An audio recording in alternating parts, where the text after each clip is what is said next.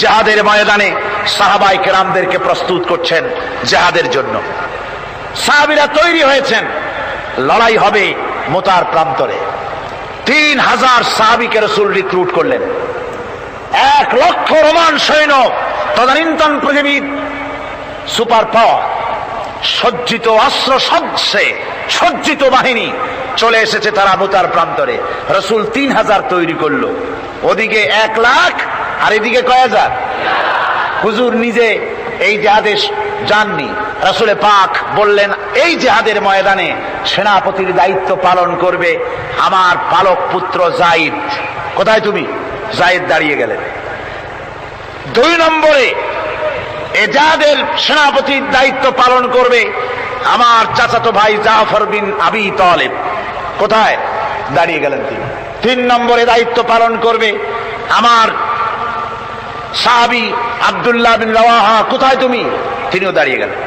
রাসূল তাদেরকে বললেন যে তোমরা চলে যাও, তোমাদের ঘরে গিয়ে বিবি বাল বাচ্চা মা বাপের কাছ থেকে সালাম করে আসো।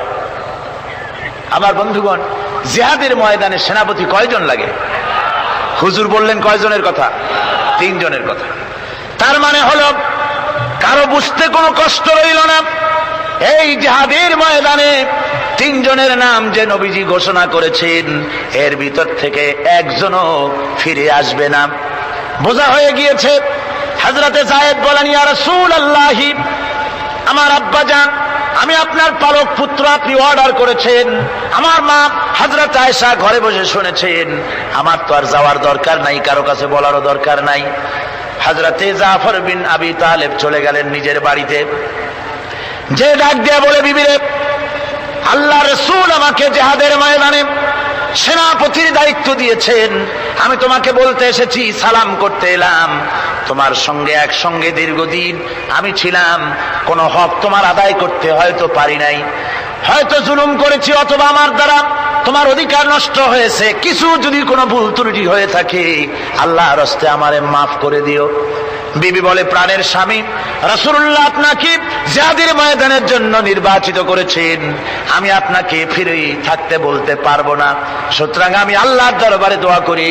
স্ত্রী হাত তুলে বলেন, রব্বুল আলামিন, আমার প্রাণের স্বামী জাফরকে জিহাদের ময়দান থেকে গাজী বানায়া আমার ঘরের ভিতরে তুমি তাকে দয়া করে ফিরাইয়া দিও। হযরতে জাফর তরবারির উল্টা পিঠ দিয়া স্ত্রীর হাতের উপরে মৃদু আঘাত করলেন আর বললেন, বিবিরে, উল্টা দোয়া করো না, উল্টা দোয়া তোমার আল্লাহর দরবারে কবুল হবে না। যেহেতু নবীজি আমার নাম 2 নম্বরে ঘোষণা করেছেন, আমার আগেও একজন আছে, পরেও আর একজন আছে। ও বিবি, নির্ঘাত ওই মুতার প্রান্তরে আমি শহীদ হয়ে যাব, জনমের মতো দেখা করতে আসলাম, এই জীবনে তোমার সাথে আমার আর দেখা হবে না। আমার বন্ধুগণ, হযরতে জাফরের স্ত্রী কাঁদতেছেন, বিবি বাচ্চাগুলা কান্দে। হযরতে জাফর বলেন, বিবিরে, এই বাচ্চাগুলি রেখে গেলাম, যেই রাস্তায় আমি জীবন দিতে যাচ্ছি এই রাস্তায় আমার ছেলেগুলোকে তুমি তৈরি করবে। সালাম করে তিনি চললেন।